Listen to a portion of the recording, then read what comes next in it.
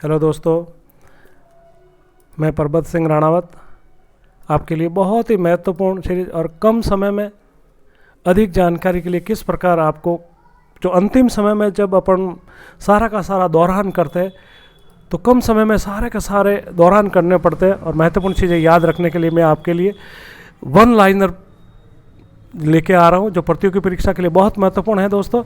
तो ये आपके लिए कम समय में बहुत जल्द तेज़ी से पढ़ने के लिए ताकि रिवीजन हो जाए कोर्स, तो गुजर प्रतिहार शासकों पर लेके आ रहा हूँ वन लाइनर। तो गुजर प्रतिहार शासकों की अवधि क्या थी दोस्तों? 6वीं शताब्दी के उत्तरार्ध और 7वीं से 12वीं शताब्दी के बीच में। ये 21 आ गया दोस्तों, थोड़ा गलत है, आप इसको 21 की जगह 12 पढ़े दोस्तों। ओके, प्रतिहार शासकों का आदि स्थान मारवाड़ या मरुभाग था दोस्तों। गोपीनाथ शर्मा के अनुसार हेनसांग ने भीनमाल को किस नाम से पुकारा दोस्तों? पीली मोलो। ओके दोस्तों, हेनसांग ने किस प्रतिहार शासक को भीनमाल की यात्रा किस प्रतिहार शासक के समय? तो नरभट्ट के समय।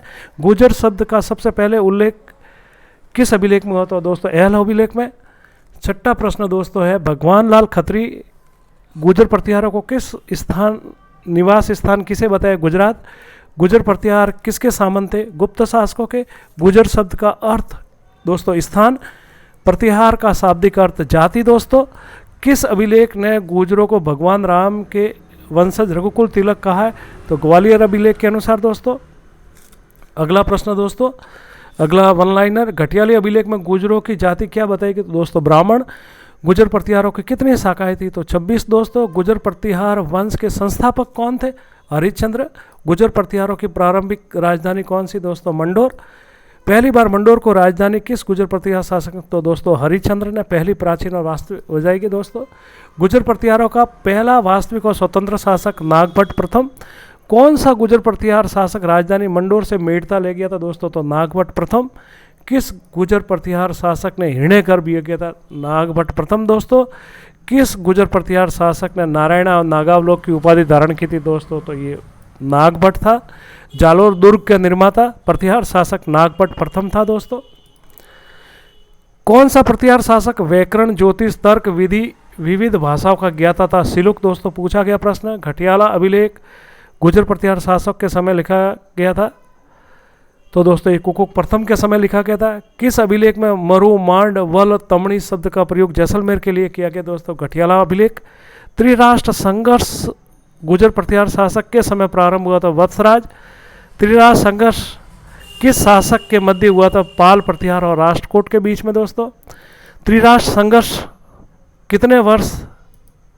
तो 200 वर्ष तक दोस्तों। त्रिराष्ट्र संघर्ष की अंतिम विजय किसकी हुई थी? तो प्रतिहारों की हुई थी।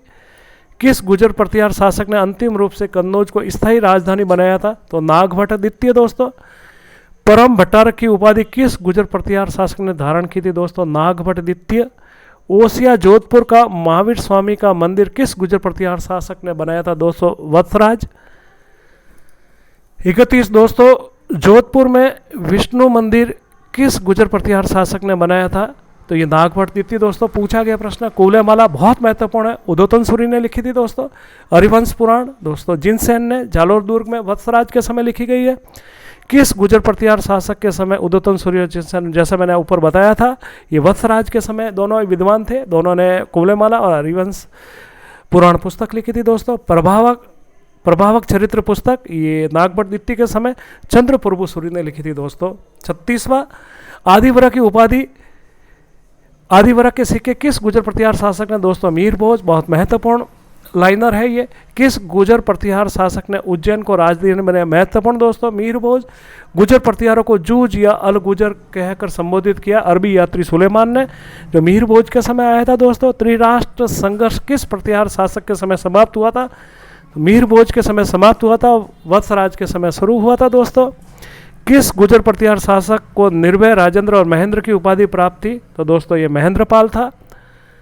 41वां प्रश्न दोस्तों, राजशेखर किस गुजर शासक के समय प्रसिद्ध दरबारी रहा था? तो महेंद्रपाल के समय अपना जीवन प्रारंभ किया था। कपूर मंजरी, काव्य मीमांसा, विदसल भंजिका किस साहित्यकार की रचना? राजशेखर के समय। और राजशेखर ने ये महेंद्रपाल के समय ये तीनों पुस्तकें लिखी थी दोस्तों।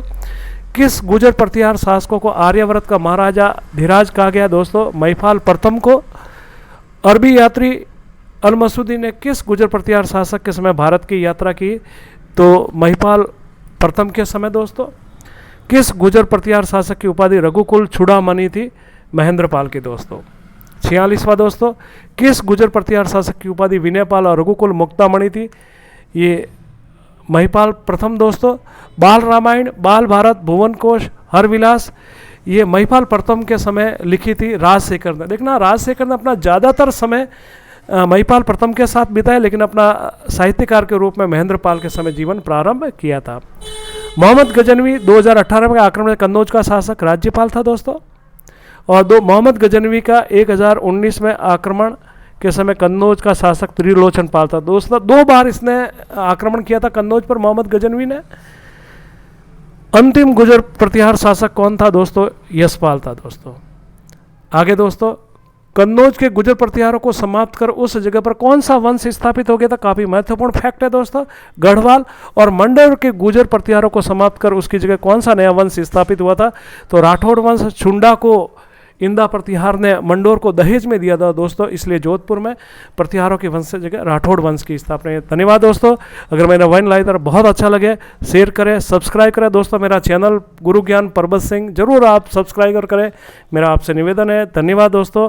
आगे भी आपके लिए इस प्रकार की सीरीजें मैं लाता रहूँगा। बहुत बहुत नमस्ते, धन्यवाद।